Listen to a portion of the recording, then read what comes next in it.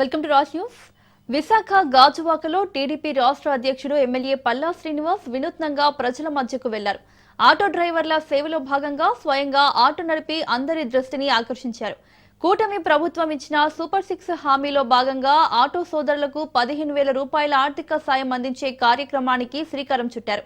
ఈ కార్యక్రమానికి ముందు గాజువాక వీధుల్లో ఆటో నడిపి ఆటో డ్రైవర్లతో మమేకమయ్యారు పల్లా శ్రీనివాస్. ఆటో స్టాండ్ వద్ద డ్రైవర్లతో మాట్లాడి వారి సమస్యలను తెలుసుకున్నారు.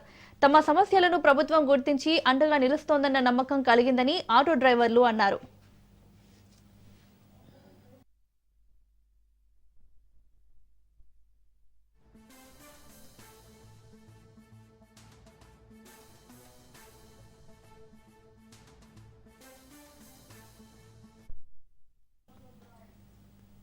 ఏపీలో కూటమి ప్రభుత్వం మరో హామీని నెరవేర్చింది.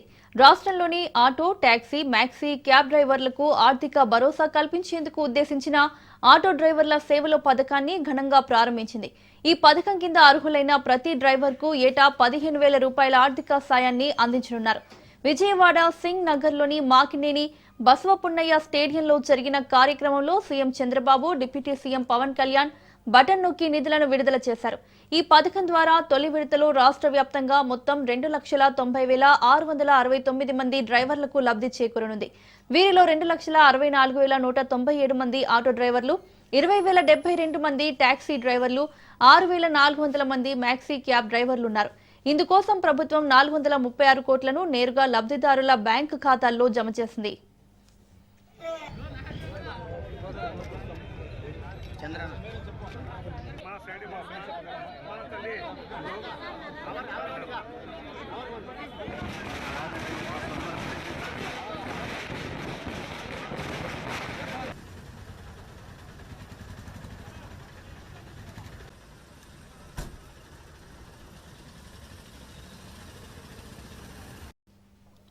ఈ నెల 9వ తేదీన అనకాపల్లి జిల్లా నర్సీపట్నం మెడికల్ కాలేజీ సందర్శనకు మాజీ సీఎం జగన్మోహన్ రెడ్డి రానున్నట్లు మాజీ మంత్రి గుడివాడ అమర్నాథ్ తెలిపారు.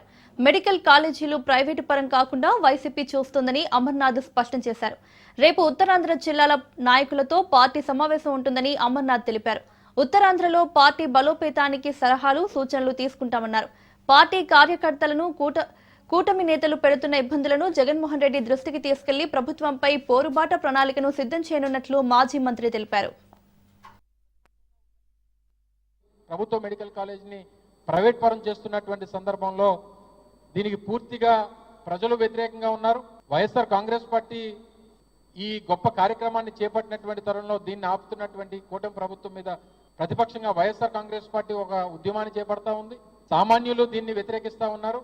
ఇప్పటికే అనేక సందర్భాల్లో ఆ కార్యక్రమాన్ని నిరసిస్తూ తీసుకున్నటువంటి నిర్ణయాన్ని నిరసిస్తూ అనేక కార్యక్రమాలు చేపట్టాం. సో వీటన్నిటితో పాటు ప్రధాన ప్రతిపక్షంగా ఉన్నటువంటి వైఎస్ఆర్ కాంగ్రెస్ పార్టీ, ముఖ్యంగా జగన్మోహన్ రెడ్డి గారు దీన్ని మరింత ఈ కార్యక్రమాన్ని ఉధృతం చేయాలనంటే వారు కూడా ప్రత్యక్షంగా పాల్గొంటే బాగుంటుంది అన్నటువంటిది పార్టీ నిర్ణయం తీసుకున్నటువంటి సందర్భంలో రేపు 9వ తారీఖున నర్సీపట్నం కూడా జగన్మోహన్ రెడ్డి గారు విచ్చేస్తా ఉన్నారు. సో అక్కడ జరిగినటువంటి నిర్మాణాన్ని పరిశీలించిన తర్వాత పత్రికా సమావేశం ద్వారా ప్రజల్ని ఉద్దేశిస్తూ వారు కూడా మాట్లాడతారు. సో అనేక కార్యక్రమాల్లో భాగంగా మొట్టమొదటిసారిగా అనకాపల్లి జిల్లా నర్సీపట్నం మెడికల్ కాలేజ్ విజిట్కి రేపు 9వ తారీఖున జగన్మోహన్ రెడ్డి గారు కూడా విచ్చేయబోతా ఉన్నారనేటువంటి విషయాన్ని మీ ద్వారా ప్రజలకు తెలియజేస్తా ఉన్నాం. పార్టీ నాయకులకి, కార్యకర్తలు కూడా మీ ద్వారా తెలియజేస్తూ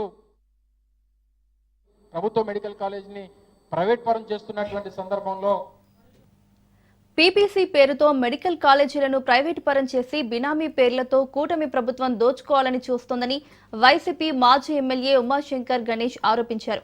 జగన్మోహన్ రెడ్డి చేసిన అప్పుల కంటే కూటమి ప్రభుత్వం అధికారంలోకి వచ్చిన కొద్ది నెలలకే అధిక అప్పులు చేసిందని నర్సీపట్నం వైఎస్ఆర్సీపీ పార్టీ కార్యాలయంలో మాజీ ఎమ్మెల్యే విమర్శించారు.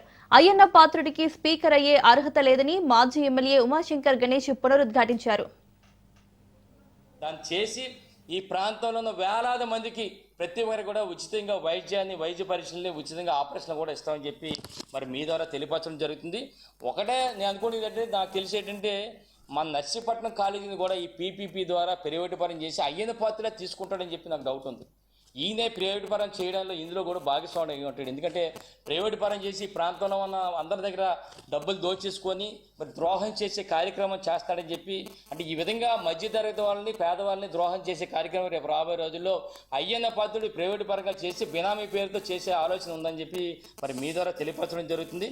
ఎప్పటికైనా అయ్యన్న పాత్రుడు మరి మతి లేని మాటలు కానీ చేతకాని మాటలు బుర్రలేని మాటలు మానుకోవాలని చెప్పి సందర్భంగా తెలియపరుస్తూ మరొక్కసారి మరి ఏదైతే ఈ జీవో ఉందో ఈ జీవో ఒక్కసారి ఇది పట్టుకొని చంద్రబాబు నాయుడు దగ్గరికి వెళ్ళు, ముఖ్యమంత్రి దగ్గర ఏటి బాబు ఈ జీవో ఇచ్చావని చెప్పి ఆయన నిలది దమ్ముంటే మమ్మల్ని కాదు అన్నమాట, ఈ దమ్ముంటే ఈ జీవో పట్టుకొని నువ్వు చంద్రబాబు దగ్గరికి వెళ్ళి నిలదీయాలని చెప్పి ఈ సందర్భంగా మీ అందరినీ కోరుకుంటూ మరి ఎప్పటికైనా ఇలా తప్పుడు ప్రచారాలు మానుకోవాలని చెప్పి ఈ సందర్భంగా తెలియపరుస్తూ తిరుపతి జనసేన ఇన్ఛార్జ్ కిరణ్ రాయల్ విషయంలో లక్ష్మీరెడ్డి బిగ్ ట్విస్ట్ ఇచ్చారు.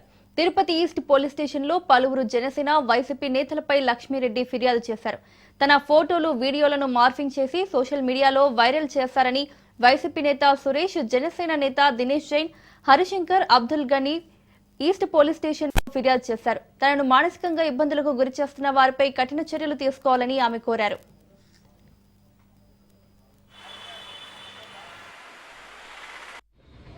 2022లో నా దగ్గరికి గని దినేష్ జైన్ వచ్చి నీకు కిరణ్కి సంబంధించిన వీడియోలు ఫోటోలు ఉంటే ఇవ్వండి, అవి పవన్ కళ్యాణ్ గారి దగ్గరికి తీసుకెళ్ళి మీకు న్యాయం జరిగేలా ఉంటుంది అని చెప్పి నా దగ్గర నమ్మించి వీడియో తీసుకెళ్ళాడు. అప్పుడు నేను నమ్మకపోతే నా ఫ్రెండ్ అయిన హరిశంకర్ దగ్గర కాల్ చేపించి నీకు న్యాయం చేపిస్తామని చెప్పి తీసుకెళ్లారు. ఆ తర్వాత 2025లో ఎప్పుడైతే నా ఆర్థిక పరిస్థితి ఇదయ్యి నేను సూసైడ్ చేసుకునే పరిస్థితి వచ్చిందో, నేను హాస్పిటల్లో ఉన్న 2 డేస్లో నా పర్మిషన్ లేకుండానే ఆ వీడియోస్ అనేవి రిలీజ్ చేయడం జరిగింది. అవి వచ్చినప్పటి నుంచి నా కుటుంబం కానీ నేను కానీ నా పిల్లలు కానీ ఎంతో సఫర్ అవుతాను. ఆ తర్వాత జరిగిన విషయాలు అందరికీ తెలిసిందే. ఎన్నో సమస్యలు పడి మేము కోర్టు ద్వారా అన్ని సెటిల్మెంట్ చేసుకోవడం కూడా జరిగింది. ఈ సందర్భంలో మళ్ళీ ఎక్కడ ఏం జరిగినా కూడా ఆ వీడియోస్ ఫొటోస్ని వాళ్ళకి తగిన విధంగా మార్పింగ్ చేసుకుంటూ రిలీజ్ చేస్తూ నన్ను నా బిడ్డల్ని చాలా బాధ పెడతా ఉన్నారు. ఇందులో గని దినేష్ జైన్ ఇద్దరు కలిసి చేసిందే. ఆ తర్వాత వాళ్ళు వైసీపీకి సంబంధించిన పసుపులేటి సురేష్కి ఇవన్నీ కూడా ఇవ్వడం జరిగింది. ఇప్పుడు ఆ మీడియా ద్వారానే ఎక్కడ ఏం జరిగినా కూడా నగే రిపీట్ అవుతూనే వస్తున్నాయి. దీని ద్వారా చాలా చాలా చాలా మానసికంగా నలిగిపోతున్నాం. నేను ఇప్పుడు కూడా కంప్లైంట్ ఇవ్వడానికి వచ్చాను. ఎందుకంటే ఇలాంటివి జరగకూడదు, అవన్నీ డిలీట్ చేయమని నేను ఆల్రెడీ చెప్పాను. నేను రిక్వెస్ట్ చేసుకున్నాను డిలీట్. తాడేపల్లిగూడెంలో జరిగిన మాడుగుల సురేష్ హత్య కేసును పోలీసులు ఛేదించారు. వివాహేతర సంబంధంతోనే సురేష్ ను నిందితులు హత్య చేసినట్లు పోలీసులు వెల్లడించారు. ఈ కేసులో కీలక నిందితుడైన న్యాయవాదితో సహా అతనికి సహకరించిన వ్యక్తులను పోలీసులు అదుపులోకి తీసుకుని విచారించారు. సురేష్ ను చంపి డెడ్ బాడీని గోనె సంచిలో కుక్కి సకినేటిపల్లి గోదావరి తీరంలో వేసినట్లు నిందితులు ఒప్పుకున్నారు. డెడ్ బాడీని పోలీసులు వెలికి తీయగా వైద్య అధికారులు పోస్ట్ మార్టం నిర్వహించారు. ద్వారా ఇన్ఫర్మేషన్ అనేది సేకరించి పోలీస్ వారు తెలుస్తుంది ఏమంటే తిర్రే సత్యనారాయణ రాజు అలాగే వాళ్ళ మిస్సెస్ తిర్రే శరీష మధ్య కొన్ని గొడవలు ఉన్నట్లు, ఆ గొడవలకు సంబంధించి ఈ తిర్రే శిరీషకు అలాగే ఈ చనిపోయినటువంటి వ్యక్తి మాడగుల సురేష్కు సంబంధాలు ఉన్నట్లు పోలీసులు పసిగట్టడం జరిగింది. అలాగే అదే సమయంలో A1 తిర్రే సత్యనారాయణ రాజు పరారి కావడము, అలాగే అతనితో పాటు A2 వల్లూరు పండిబాబు అలియాస్ పండు, అలాగే సరెల్ల సాయికృష్ణ అలియాస్ సాయి, బంటు ఉదయ్ కిరణ్ అలియాస్ బన్నీ, అలాగే గంటా ఫణీంద్రబాబు అలియాస్ పని, వీళ్ళంతా కూడా మిస్ కావడంతో ఈ పోలీసుల అనుమానం బలపడింది. వెంటనే వాళ్ళ బంధువుల్ని చుట్టుపక్కల అడిగినా కూడా కొద్దిగా అనుమానాస్పదంగా సమాధానాలు ఇవ్వడంతో పోలీసు వారు కూడా క్షుణ్ణంగా పరిశీలించి ఒక 4 టీంలు ఏర్పాటు చేయడం జరిగింది. మాడగుల సురేష్ని తీసుకెళ్లి తణుకు పోలీస్ స్టేషన్ లిమిట్స్లో కొట్టి తూర్పు గోదావరి జిల్లా గోకవరంలోని దేవీ చౌక్ కనకదుర్గమ్మ అమ్మవారికి నూతన రథాన్ని కానుకగా సమర్పించారు విశ్వ హిందూ ధర్మ పరిరక్షణ రామసేన అధ్యక్షులు బీజేపీ నేత కుంబాల శ్రీనివాసరావు. శ్రీరంగపట్నానికి చెందిన కళాకారులు సుమారు 6 నెలలు శ్రమించి 10 టన్నుల టేకు కలపతో 25 అడుగుల ఎత్తుతో రథాన్ని తయారు చేశారు. 108 దేవతామూర్తుల స్వరూపంతో దసరా నవరాత్రుల అనంతరం అమ్మవారిని ఊరేగించేందుకు ఈ రథాన్ని చేయించడం జరిగిందని చెబుతున్న కంబాల శ్రీనివాసరావుతో మా ప్రతినిధి Satish face to face. Ramasena స్థాపించి 3 సంవత్సరాలు కావస్తున్న సమయంలో ఇప్పటికి 10 కోట్ల పైనే ఈ 3 నియోజకవర్గాల్లో కూడా ఖర్చు పెట్టిన ఘనత మన కంబాల శ్రీనివాసరావు గారిని చెప్పవచ్చు. కాకపోతే ఈ నియోజకవర్గాల్లో పుట్టిన వాళ్ళు చాలా అదృష్టవంతులుగా భావిస్తున్నారని చెప్పి ఇక్కడ ప్రజానికం కూడా చెబుతుంది. సంబంధించి ఆ టెంపుల్కి అనేక విధమైన సేవా కార్యక్రమాలు చేస్తున్నారు. అలాగే ఈరోజు రథాన్ని కూడా ఇక్కడ చాలా ప్రాముఖ్యత ఉందని చెప్పవచ్చు. అదే కంబాల శ్రీనివాసరావు గారి ఊరు ప్రజలు కూడా చాలా ఆనందంగా పడేలాగా రథం చూస్తుంటేనే మాకే గంగులిస్తుంది. అలా ఊరి ప్రజలు కూడా రథోత్సవం ఎలా ఉంటుంది అంటారు. అలా ఈ ఖర్చు ఎంత అయిందంటారు? ఈ సంవత్సరం చాలా విశిష్టమైన సంవత్సరంగా చెప్పుకోవచ్చు. ఎందుకంటే మా దేవీ చౌక్ ఎవరైతే మల్లీశ్వర స్వామివారి సమేత కనకదుర్గాదేవి అమ్మవారు ఉన్నారో అది చాలా ప్రాశస్త్యమైన దేవాలయం, చాలా ప్రాముఖ్యత కలిగి చుట్టుపక్కల మండలాలన్నింటికి కూడా చాలా అత్యంత ప్రాముఖ్యత కలిగిన దేవాలయం. దాని యొక్క ప్రధాన అర్చకులు వల్లూరు జగన్నాథ శర్మ గారు నా పక్కన నుంచి ఉన్నారు. వారి తమ్ముడు గారు శ్రీనివాస్ గారు కూడా చాలా ప్రత్యేకంగా వారికి సేవలు చేస్తూ ఈ ఊళ్ళో ఉన్న గుళ్ళకన్నింటికి సేవలు చేస్తుంటారు. అయితే అమ్మవారికి నేను లాస్ట్ 2022 ఆ ప్రాంతాల్లో అమ్మవారికి కిరీటం కావాలనుకుంటే 21 లక్షలు పెట్టి కిరీటం చేయించాను. దాంట్లో 14 లక్షల రూపాయలు ఇచ్చాను. గోపురానికి కూడా వెండి 2 కేజీలు ఇవ్వడం జరిగింది. అలాగే సలహారం చేయించడానికి 15 లక్షల రూపాయలు ఇవ్వడం జరిగింది. గోకవరంలో కూడా చాలా వివిధ దేవాలయాలు కొన్ని కోట్లాది రూపాయలు వెచ్చించడం జరిగింది. అయితే ప్రతి సంవత్సరం ఊరేగింపులో రథాన్ని మేము వేరే ప్రాంతాల నుంచి అద్దెకి తెచ్చుకుని అమ్మవారి ఉత్సవాన్ని జరిపించేవాళ్ళం. మా ప్రధాన అర్చకులు జగన్ గారు ఏమన్నారు, జగన్నాథ శర్మ గారు ఏమన్నారంటే, స్వామి అమ్మవారికి శాశ్వత ప్రాతిపదిక మీద ఒక రథం చేయించండి స్వామి అని చెప్పని అడిగితే కమిటీ సభ్యులు కూడా అడగడం జరిగింది. వెంటనే మేము రాష్ట్రంలోని వివిధమైన ఆలయాలకు పంపించి నమూనాలు తెప్పించాం. చాలా కాకతాళీయంగా 15 లక్షల రూపాయల బడ్జెట్తో మేము రథాన్ని స్టార్ట్ చేయడం జరిగింది. అయితే శ్రీరంగపట్నం నుంచి వచ్చిన తగరంపూడి శ్రీనివాస్ అనే మా బ్రహ్మంగారు ఎవరైతే రథం చేసిన ప్రధాన శిల్పి ఉన్నారో వారు అనుచరులు కలిపి 15 మందితో కలిసి రథం తయారు చేయడం జరిగింది. ఆయన ప్రతిరోజు కొత్త ఊహలతోటి కొత్త భావాలతోటి వచ్చి రథం చేయించమని చెప్పని అడుగుతుంటే నేను వారికి చాలా ఫ్రీ హ్యాండ్ ఇచ్చి నిధులు ఇవ్వడం జరిగింది. నిజంగా ఈ రథం తయారు చేయడంలో కేవలం అమ్మవారి యొక్క కాస్మిక్ ఎనర్జీ, ఆ యొక్క దివ్యశక్తి ఆయనలో ప్రవేశించి ప్రతిరోజు కొత్త ఆలోచనలతో చేస్తూ దాదాపుగా ఆయన ఉపయోగించిన 4 టన్నుల టేకు, 4 టన్నుల సేముతికర్ర, అలాగే 3 టన్నుల ఐరన్ తోటి 12 టన్నుల ఈ రథం తయారైంది. దీని ఎత్తు 23 అడుగుల ఎత్తు, పైకి ఇలా చూడాల్సి వస్తుంది. అలాగే కైవారం 10.5 అడుగులు వెడల్పు, 16 అడుగుల పొడవుతోటి అత్యద్భుతంగా రథం తయారైంది. దీన్ని ప్రతిరోజు అనేక రకాలైన ఆలోచనలతోటి రథం తయారు చేశారు. దీంట్లో మొదట కిందన గణపతి, మహాగణపతి, మధ్యన కామధేనువు, పోతురాజు గారితో మన ఎదురుగా ఆ చక్కటి కార్యక్రమాలు ఎంతో అద్భుతంగా అనిపించినాయి. దానిపైన చిన్న చిన్న సింహాలు, పెద్ద సింహాలు, దానిపైన రాజహంసలు, అలాగే రథం చుట్టూ కూడా అమ్మవార్లు ఎంత అద్భుతంగా వచ్చారనంటే మా నవదుర్గల్ని పెట్టి శైలపుత్రి, బ్రహ్మచారిణి, చంద్రఘంట, కూష్మాండ, స్కందమాత, కాత్యాయిని, కాళరాత్రి, మహాగౌరి, సిద్ధిదాత్రి, నవదుర్గ, ప్రత్యంగిర, వారాహి ఈ 12 మంది అమ్మవార్లను కూడా రథం చుట్టూ చెక్కడం జరిగింది. ఇంత అత్యద్భుతంగా రథం తయారు ఇప్పుడు ఊహించలేదు. నా భావం ఒకటే, శిల్పి గారు నేను కేవలం ఒక ప్రాణం ఉన్న మనుషులా ఉన్నామేమో తప్ప, మేము పనికి ఉపయోగపడమేమో తప్ప, శక్తి అంతా కూడా ఆ అమ్మవారు సాక్షాత్తు కూడా రథం దగ్గర కూర్చుని తనే చేయించుకుందన్నట్టుగా అత్యద్భుతంగా రథం తయారైంది. ఈ రథం చేయడానికి 3 నియోజకవర్గాల జనం అంతా కూడా వస్తున్నారు.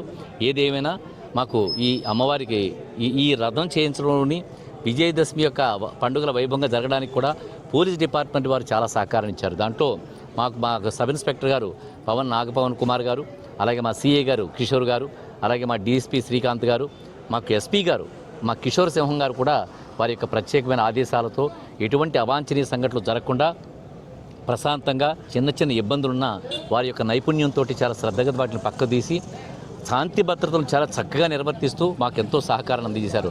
వారికి చాలా ధన్యవాదాలు తెలుపుకుంటూ పోలీసు వారు ఎప్పుడు కూడా వారి సహకారంతో వారి యొక్క ఆధ్వర్యంలోని రథాన్ని లాగడం మొదలు పెడతాం. వారే దీనికి కారకులు అవుతారు. ఇప్పుడు కూడా పోలీస్ డిపార్ట్మెంట్ వారే రథాన్ని లాగుతున్నారు. సో ఎస్పీ గారు, డిఎస్పీ గారు వీళ్ళందరూ ప్రత్యేకమైన ఆహ్వానితులుగా ఉన్నారు. వారి సారథ్యంలో రథాన్ని ముందుకు నడిపించి రాత్రంతా కూడా ఊరేగించి రేపు రాత్రంతా కూడా ఊరేగించడానికి ఏర్పాటు జరుగుతున్నాయి. ఈ విధంగా అమ్మవారి యొక్క ఉత్సవాలు వైభవం జరగడం కాకుండా 8వ తారీఖున అన్నదాన సంతర్పణతోటి ఈ విజయదశమి విజయోత్సవాలు, పండుగలు, ఉత్సవాలు పూర్తవుతాయని తెలియజేయడానికి సంతోషపడుతూ మీ కంబాల శ్రీనివాసరావు. భారత్ మాతాకు జై, జై శ్రీరామ్. ఇది ఇక్కడ విషయం. ఈ నెల 8వ తారీఖున అమ్మవారికి సంబంధించి ఇక్కడ అన్న సందర్భం కూడా భారీగా జరుగుతుందని చెబుతున్నారు. అలాగే ఈ రథోత్సవం సందర్భంగా పోలీసు బందోబస్తుతోనే రథోత్సవం జరుగుతుందని చెప్పి కంబాల శ్రీనివాసరావు గారు అంటున్నారు. ఇది ఇక్కడ తాజా విషయం. విశాఖ రైల్వే డివిజన్ 6 నెలల్లో అన్ని రంగాల్లో అత్యుత్తమ ప్రదర్శనతో ముందంజలో నిలిచిందని ప్రగతి నివేదిక సందర్భంగా డిఆర్ఎం లలిత్ బొహరా ప్రకటించారు. ప్రయాణికుల ఆదాయం, సరుకు రవాణా, భద్రతా ప్రమాణాల్లో గణనీయమైన పురోగతి సాధించినట్లు తెలిపారు. అత్యాధునిక సౌకర్యాలతో రైల్వే స్టేషన్ల అభివృద్ధి, శుభ్రత, సాంకేతిక మౌలిక వసతుల విస్తరణపై ప్రత్యేక దృష్టి పెట్టినట్లు డీఆర్ఎం లలిత్ బొహరా వివరించారు. రైల్వే సిబ్బంది కృషితో విశాఖ డివిజన్ జోన్ స్థాయిలోనే కాకుండా జాతీయ స్థాయిలోనూ గుర్తింపు పొందిందని డీఆర్ఎం అన్నారు.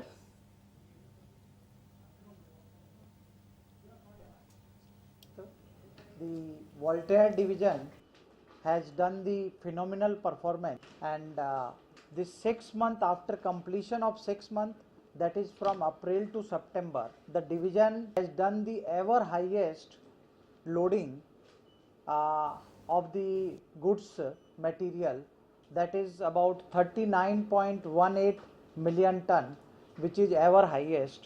The previous highest loading was in the year 2023-24, that is from April 23 to September 24, and this is almost 10% more than what we achieved 2 years back. It comes to the number of rake loaded every day, so we are loading almost 60 rakes every day. Hyderabad మాదన్నపేటలో జరిగిన బాలిక హత్య కేసును south east zone పోలీసులు ఛేదించారు. 7 ఏళ్ల బాలికను మేనమామ సమీ అలీ, అత్త యాస్మిన్ బేగం కిరాతకంగా చంపినట్లు పోలీసు విచారణలో తేలింది. సమీ అలీ, యాస్మిన్ బేగం దంపతుల కుమార్తె గతంలో మృతి చెందడంపై అనుమానం వ్యక్తం చేస్తూ మేనకోడలను హత్య చేసినట్లు పోలీసులు వెల్లడించారు. బాలిక నోటికి ప్లాస్టర్ వేసి, దుప్పటి కప్పి, కాళ్లను కట్టేసి వాటర్ ట్యాంక్ లో పడేసి చంపినట్లు పోలీసు విచారణలో తేలింది. బాలిక తల్లితో నిందితులకు కొన్నాళ్లుగా ఆస్తి పంపకాల విషయంలో తగాదాలు ఉన్నాయని పోలీసులు వెల్లడించారు.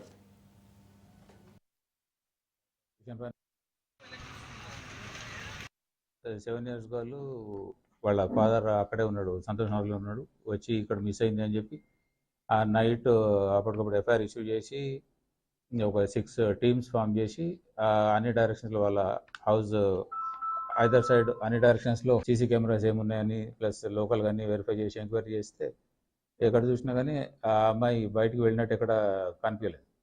అయితే అక్కడ ఫాదర్ ఏమన్నా వచ్చి తీసుకొని వెళ్ళినాడా లేకుంటే ఇంకెవరన్నా తీసుకొని వెళ్ళి ఉంటారా అన్నది సస్పిషన్ పైన వెరిఫై చేసినారు. నైట్ అంతా వెరిఫై చేసి నెక్స్ట్ డే మార్నింగ్ మళ్ళీ సీసీ కెమెరాస్ అన్ని వెరిఫై చేసి చెక్ చేసినారు, కానీ ఎక్కడ క్లూస్ ఏం దొరకలేదు. అయితే ఈ 6 టీమ్స్ తరువుగా బయటకు వెళ్ళలేదు అని కన్ఫర్మ్ చేసుకున్న తర్వాత ఇంట్లో ఇన్మేట్స్ ఒక్కొక్కళ్ళని రూల్ అవుట్ చేయడం కోసం అని చెప్పి ఎఫర్ట్స్ స్టార్ట్ చేసినారు. ఈ ఫింగర్ ప్రింట్స్ తీసుకొని చేసినారు. బయట వాళ్ళ ఫింగర్ ప్రింట్స్ ఏం రాలేదు అక్కడ ఇంట్లో ఎక్కడ. దెన్ డాగ్ స్క్వాడ్ తోటి కూడా ఎఫర్ట్ చేసినారు. డాగ్ స్క్వాడ్ కూడా వచ్చే పైన లోపల అంతా తిరిగి ఆ ఇన్మేట్స్ దగ్గర అక్కడక్కడే తిరిగి వెళ్ళింది, బయటకి ఎటు వెళ్ళలేదు. అయితే బయట వాళ్ళు ఎవరు అయి ఉండే ఛాన్స్ లేదు అని ఫైనల్గా ఇంట్లో వాళ్ళని ఒక్కొక్కరిని వెరిఫై చేసి రూల్ అవుట్ చేసుకోవాలని వెరిఫికేషన్ స్టార్ట్ చేసినారు. ఒక 1 year బ్యాక్ ఈ సమీ అలీ అండ్ యాస్మిన్ బేగం వాళ్ళకి ఒక 3.5 years డాటర్ ఉండేది. ఆ అమ్మాయి లాస్ట్ నవంబర్లో ఇల్ హెల్త్తో చనిపోయింది. అంటే ఈ నవంబర్కి 1 year, ఇంకా 1 year కంప్లీట్ కాలేదు. అయితే ఆ ఇల్ హెల్త్కి ఆ తర్వాత చనిపోవడానికి రీజన్ ఈ మన కంప్లైంట్ ఈ షబానా సుల్తానా వీళ్ళు ఏమన్నా చేతబడి చేసినారేమో, బ్లాక్ మ్యాజిక్ చేపించినారేమో అని సస్పిషన్ ఉండింది. వికారాబాద్ మండలం లాల్ సింగ్ తండాలో పండగ రోజే విషాదకర ఘటన చోటు చేసింది. ప్రేమించిన యువకుడితో పెళ్లి జరిగే అవకాశం లేదనే ఆవేదనలో యువతి నందిని ఆత్మహత్యకు పాల్పడింది. కాగా నరేష్, నందినిది ఒకే గ్రామం. ప్రేమ విషయంపై నిన్న గ్రామ పెద్దల సమక్షంలో పంచాయతీ జరిగింది. పంచాయతీ తర్వాతే మహిళ ఈ దుర్ఘటనకు పాల్పడినట్లు సమాచారం. యువకుడు నందినిని పెళ్లి చేసుకుంటానని నమ్మించి మోసం చేశాడని గ్రామస్తులు, కుటుంబ సభ్యులు తెలిపారు. ఫిర్యాదు మేరకు కేసు నమోదు చేసుకున్న పోలీసులు దర్యాప్తు చేస్తున్నారు.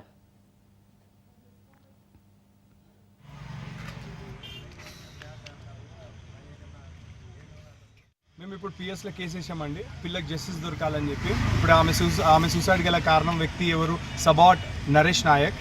వాళ్ళ తండ్రి పేరు వచ్చేసి సురేష్. సో కాబట్టి అలియాస్ ఇప్పుడు ఆయన శంకర్ అని పిలుస్తుంటారు ఊర్లలో. ఆ పిల్లకి జస్టిస్ దొరకాలని కోరుతున్నాం. బట్ ఏంటంటే ఇక వీళ్ళు కొంచెం గరీబోలు, ఇంకా గరీబ్ పిల్లల్ని ఇట్లా ఈ విధంగా ట్రాప్ చేయడము పద్ధతి కాదు. కొంచెం పోలీసు వాళ్ళు కూడా తీవ్రమైన కొంచెం సీరియస్ అయిన ఏదైనా యాక్షన్ తీసుకుంటే బాగుంటుందని కోరుతున్నాం. Thank you. ఇద్దరు మా బుజ్జిని ప్రేమించి లవ్ చేసి ఏజీ లేనప్పటి నుంచి ఖరాబ్ చేసి పెద్దల పంచాయతీ సమక్షంలో మాట్లాడితే పెళ్లి చేసుకోగానే అంటే పాపకు ఫోన్ చేసి బెదిరించింది. ఆ విషయంలో తెలిసి పాప పోయి ఉరి వేసుకొని చచ్చిపోయింది. మాకు ఆ న్యాయం కావాలి సార్. ఏ పరిస్థితిలో అయినా మాకు న్యాయం కావాలి.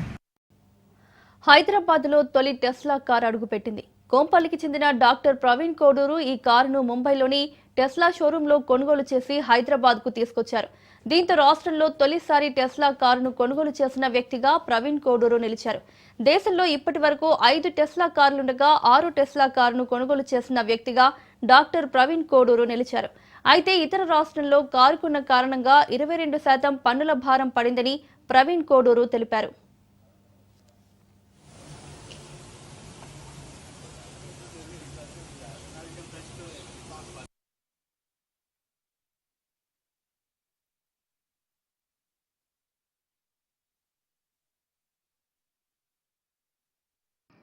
సో నేను డాక్టర్ ప్రవీణ్ కోడూరు అండి, శ్రీనందక అడ్వాన్స్ సర్జరీ కొంపల్లి.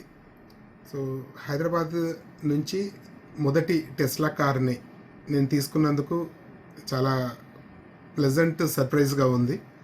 బహుశా నా తర్వాత చాలామంది ఇంకా బుక్ చేసి తీసుకొని ఉంటారు.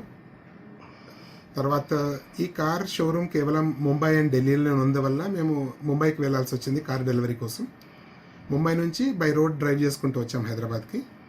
And as a electric vehicle, e-car is one of the most advanced vehicles presently available. It's the most selling car in the world right now.